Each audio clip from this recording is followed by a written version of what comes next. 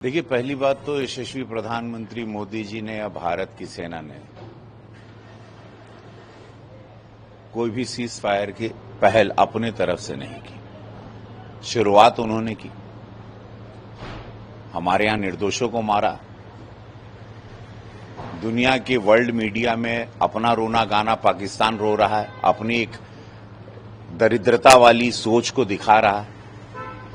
जो दरिद्र है, मानसिक रूप से भी दरिद्र है, आतंकवाद को पालता है, पोसता है, आतंकवादियों का आका है, लेकिन वर्ल्ड की मीडिया में अपने आप को दूसरा बता रहा है, लोन मांग रहा है। सोचिए दुर्दशा उनकी। इतना भिखारी देश है कि 75 साल के बाद भी वो अभी भी कटोरा लेके मांग रहा है।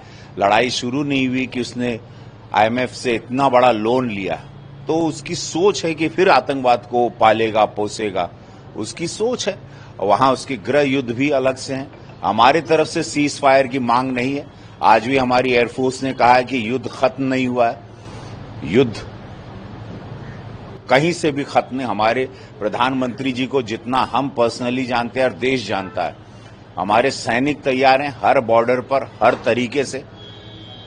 जरा सा कोई प्रहार या जरा सी भी कोई गलत सोच या गलत नजर भी डालेगा तो आप लोग देख रहे हैं कि अनगिनत वार, अनगिनत उनके एयर बेस पे और कई बम दागे गए। और वो रावलपिंडी तक जो उनका हेडक्वार्टर है नेवी का, आर्मी का, उनका सबसे बड़ा फोर्स का, सेना का बेस है रावलपिंडी, वहां भी हमारे गोले दगे हैं। तो ऐसी बात नहीं है, हमारी तैयारी पूरी है। भारत कितना सक्षम है सब लोग जानते हैं। प्रधानमंत्री जी की सोच है, प्रधानमंत्री जी युद्ध के विरोध रहे हैं, हमेशा संदेशा देते हैं, लेकिन हमारे निर्दोषों पर, हमारे नागरिक पर हमला हुआ, हमारी बहनों के सिंदूरों को उजाड़ा गया, पॉइंट ब्लैंक रेंज पर गोली मारी गई माथे में।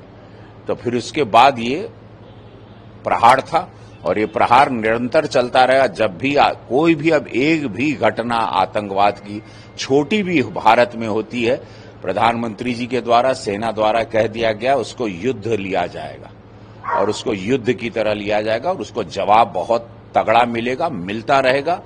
युद्ध जहां आज भी हमने देखा एयरफोर्स की बैठक के बाद जो जवाब आया है और जो संदेशा मिल रहा है कि युद्ध भारत की सेना की तरफ से युद्ध चल रहा है। सुपरसोनिक मिसाइल जो ब्रह्मोस का निर्माण जो है लखनऊ में होगा, इसको लेकर देखिए, हम अब सुरक्षा, हम लोग दुश्मनों से घिरे हैं, अंदर भी, घर के अंदर भी तो इतने दुश्मन है भारत में, तो हम लोग दुश्मनों से घेरे में। अब इस वक्त है कि इस बार इस युद्ध में भारत एक तरफ से एक हुआ है, वो हिंदू हो, मुसलमान हो, सब लोग एक आवाज, एक बुलंद आवाज हो।